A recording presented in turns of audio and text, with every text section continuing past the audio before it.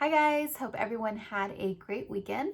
So today I was taking some time out to come up with a list of changes that took place in the 2019 Turo marketplace. And as many of you know out there, if you've been a host on the platform this year, there was a lot of changes that took place this year. Way more than I saw coming. So I was kind of just coming up with a list and I wanted to really get a good visual look at everything that has happened this year so that I could take a look at which one of those items I can really focus on for 2020 and hopefully help generate more revenue by leveraging out some of those changes, and also by kind of getting a big picture of what went on in 2019 so that I can really think about what are some changes that could potentially happen in 2020 and just try to anticipate for those things in the upcoming year. So I kind of broke them down into two categories. One was changes on the renter side of things and then changes on the host side of things.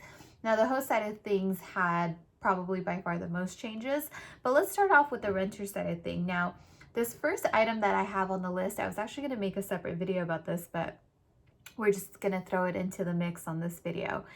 One of the things that I started noticing, I want to say it was probably mid 2019, is that when I would search for cars to book on the platform, I would notice that some of the cars did not have an option for premium coverage. And as I've noticed as the year has progressed, it's become more consistent with higher end cars and cars that are usually newer models, but mostly if they're higher end and sort of brand name. So just today I was doing a search on Turo in my Irvine area, and I looked at Porsches, I looked at Teslas, I looked at BMWs and a Corvette, I believe. And all of those, and I looked at multiple listings within each brand, and none of them had an option for premium insurance coverage as a renter. And the only reason why I ever noticed that was because when I rent cars, I usually always get the premium coverage, which means that you have no out-of-pocket costs in the event that something happens, you get into an accident or there's some damage. So that's usually the one that I always go with, just because, you just want to have a peace of mind and not have to worry about it. But I started noticing that that was missing. So it looks like, what I find interesting about that more than anything is that it's interesting that Turo is adjusting their business model based on their insurance risk. So that's just something to kind of keep in the back of our minds, especially as hosts, because insurance is such a big part of this, is that there is proof that they do adjust their business model based on what their risk is on the insurance end of things. And I get it. I get why they would do that, because on the higher end cars, if a renter has premium coverage and, they just drive off into the sunset with one of the cars, the Tesla Model X, and they don't ever come back, that's a huge liability for Turo. So kind of interesting to keep an eye on that. Now, the second thing that was big on the renter end of things was that they implemented deposits. So from what I can tell, it seems to be pretty random, and then it also seems to be more common on higher end cars. Like, for example, for my 6 Series BMW, my renters generally see a deposit of $750 to up to $1,500 for the rental, which has really deterred a lot of people from renting that car. So it's a total bummer in that sense. So they do now require deposits, whereas they never used to do that before. Then another thing that they've implemented is that if you do decline insurance, you do have the option to submit your own personal insurance to your rental. And I think that actually helps the renter save some money. So a few items there on the renters end of things. Then as a host, we've had a whole bunch of changes this year. Don't we all know it? So of course, the few major ones that really stand out in my mind is, of course, the increase in the standard insurance fee that we get charged as hosts. So it used to be a 25-75 split with Turo. It is now a 30-70 split with Turo. Sorry, totally brain farted there for a second. So now Turo takes 30% of your rental income and you keep 70, so there's that 5% increase. And then aside from that, there was some other changes in pricing as well. There are Turo valet lots They went from a $25 valet charge to check in and check out a car to a $40 charge. And then they also announced a couple months ago that they will be closing down the San Francisco and the LAX Turo valet lots at the end of 2020, which does not surprise me because I don't think that cost-wise that was sustainable at all. And I also think that when they did the price hike on the valet fees, they lost a lot of hosts with that change as well.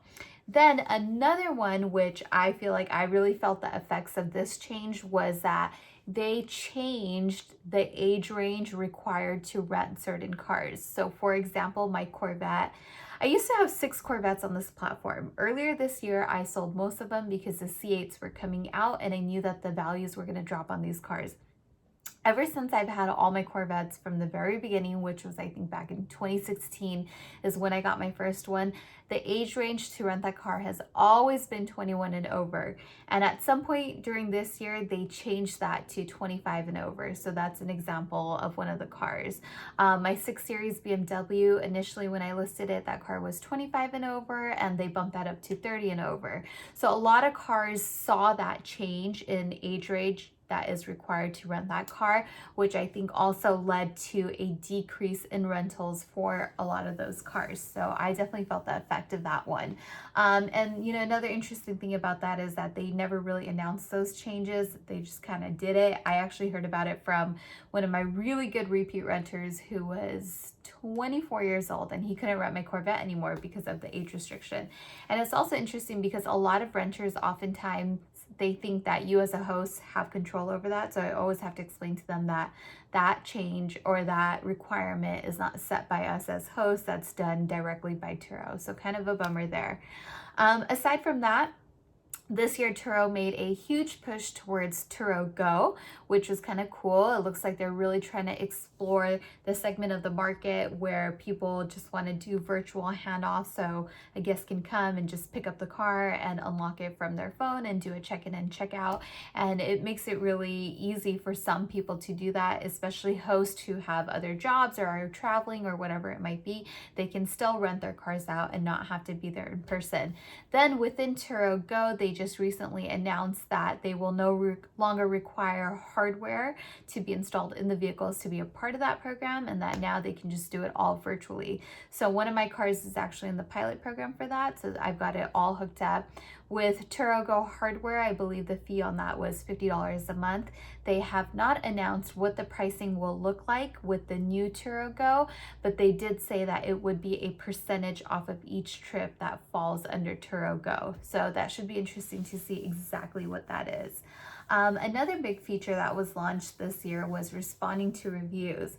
And that's definitely one area that I've been lagging on so badly. So I definitely in 2020 really want to take advantage of that. I was looking at part of my profile where I do respond to reviews, and it just makes your profile look so much better for anybody that's checking you out to rent a car from you.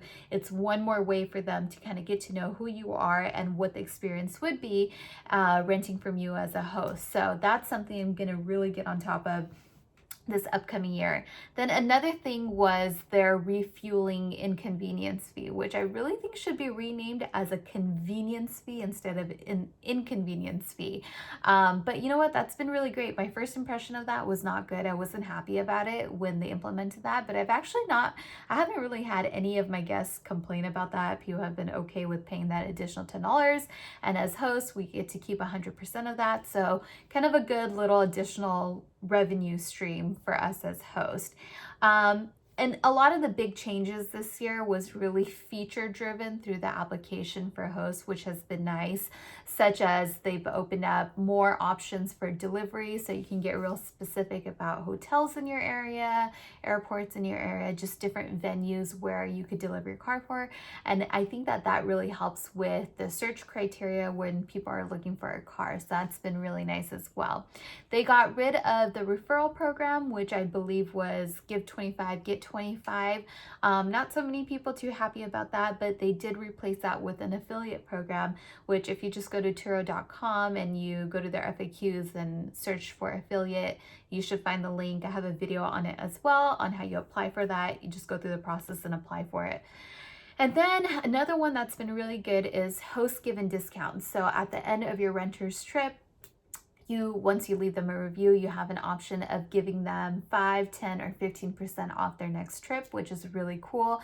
Before, that used to be a real manual process for me, so it's kind of nice to have it just automated. I think that this feature has been live for at least a month or 2 months now. We're in December, so I think it's been about 2 months. The redemption rate has not been as high as I anticipated it would be. So hopefully in 2020, that's something that will help retain more renters on the platform. But so far, I would say I probably have only had 1 or 2 people, probably out of a couple hundred rentals, that have redeemed that discount code. So kind of interesting to see how that will roll out in the end of things. Other than that, that's pretty much been all the major changes that have stood out to me in my mind. And I like to just kind of make a list of this, and so I can get a good visual on what's happened and really help me plan for 2020.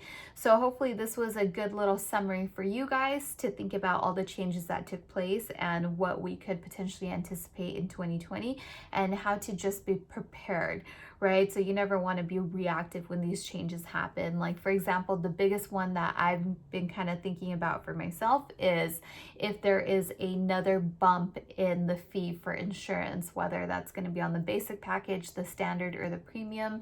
I do not know, but I wouldn't be shocked if there was another bump in 2020. So if for whatever package you're on for insurance, if that happens to you, you should really start thinking about that. Just hypothetically, if there's another 5% increase, if you're on standard or premium or basic, how will that affect your numbers? And how will you pivot from there on out? So that's something that I'm looking at going into next year. As you all know, I'm on the basic insurance. So far, I'm happy with staying right there. But if there is a bump in that by 5%, how will that change things for me? So that's a few things. That's something that I have in my mind going on to next year.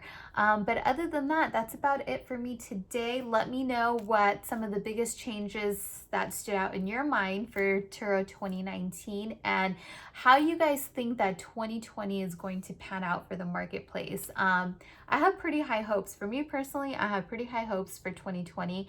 I think that a lot of the changes that took place this year, it really weeded out a lot of people who should not be on the platform, whether you're a renter or a host. So I think it, in a way, it sort of cleansed the marketplace, and it was tumultuous, right? So it was pretty up and down this year. But I think next year, I almost feel like it's going to be a really fresh start to the year and the marketplace. I think we're going to have some great hosts who are going to continue to grow their little micro fleets. And then I think we're going to have some great repeat renters as well. So that is the hope for 2020. Let me know what you guys think is in store for 2020 and what you think the trajectory of the Turo marketplace is going to be for our upcoming year. All right, guys, that's it for me for today. I will talk to you guys soon and definitely share your feedback with me. Once again, my name is Saimah. This is Saimah's Experience. And if you like this channel, go ahead and subscribe. Thanks for watching, guys. Bye.